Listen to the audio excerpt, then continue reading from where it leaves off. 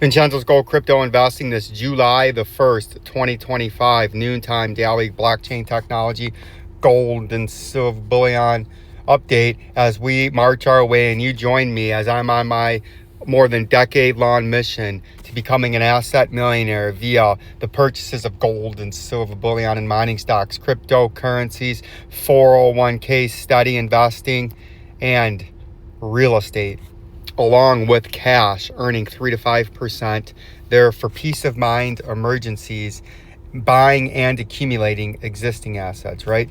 And you can hit that subscribe button. It's free. Bell notification. Join and help spread the movement of truth, trust, education, and information.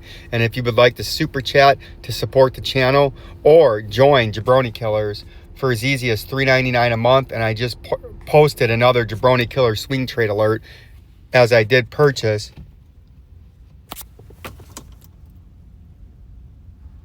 that's odd. As I did purchase a swing trade recently, right? The other day. And I did put my Vincenzo'S swing trade rules on there. 5 easy rules to help enhance your chances of profitable swing trades, right? And if we look at the Bitcoin price, we can see we're still above the $105,000. We do know if we zoom out into this, into the daily time frame, we're in this big rising channel ever since this last blow off top, post halvening, right? We've been in a rising channel, and now we're attempting to come back down to lower support at the 50-day moving average. You can see is at 101,000 and change, or 104,000 and change. Then we have the 100-day moving average that's just above the uptrending rising channel support that I think we're coming down in the short term to retest. And I think eventually we're going to come down to the 200-day. And like the track says, I think in the shorter term, the next week to 2 weeks, I think we're going to come down to 90,000. And I think eventually we're going to come back down to that 73,000 and retest the major double bottom. I think we're coming down there. I'm fairly confident. I know it's unpopular.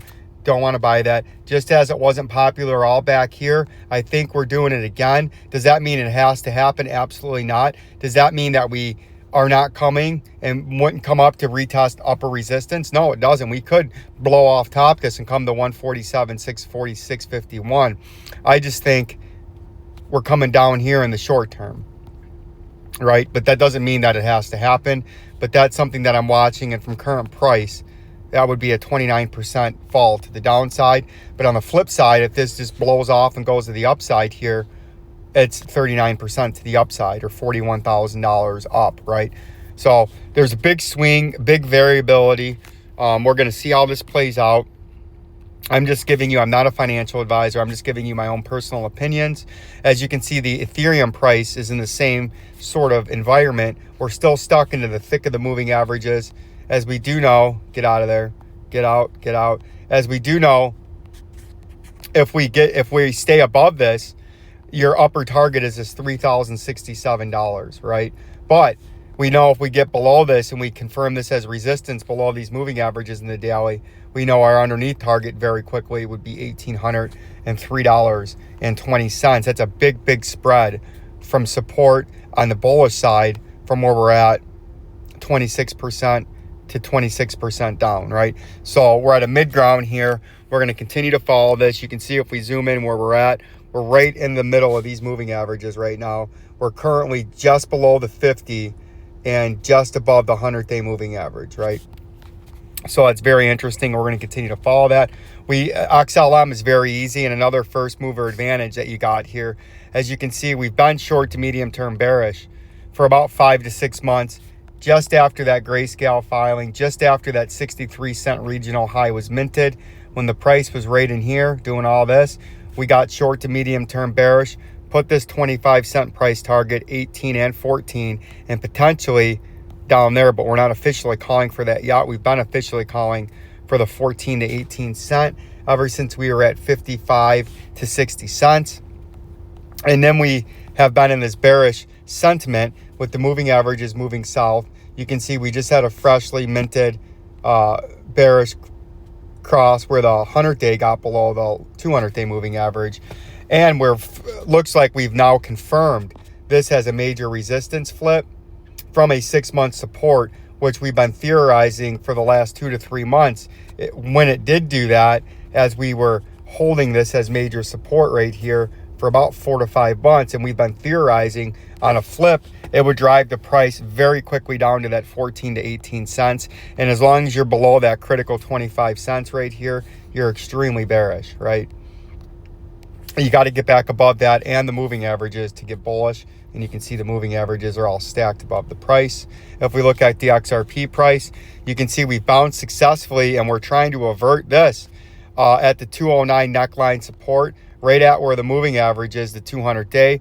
You can see we've been getting chopped down every time we've wicked back up, and we did wick back up yesterday right here, all the way up to the 232 level, to a regional local double top.